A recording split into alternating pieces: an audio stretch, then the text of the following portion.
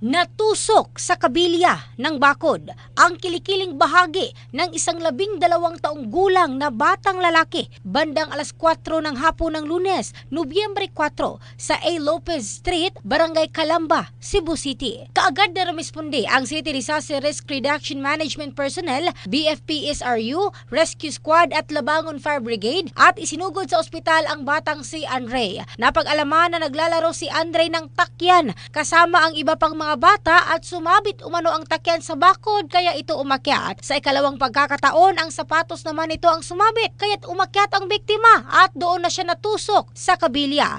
Kinailangan pang putulin ang karugtong ng kabilya upang maialis ang bata at maisugod sa ospital. Sa interview ng Brigada News FM Cebu sa guardian ng bata na si Tessa Carulasan, sinabi nito na naoperahan na ang bata ngunit nilalagnat pa rin. Aniya, sila na ng kanyang live-in partner ang nagsilbing guardian ng bata dahil hiwalay ang mga magulang nito. In the heart of changing lives, ito si Michelle Craste ng Brigada News Philippines, the Music and News Authority.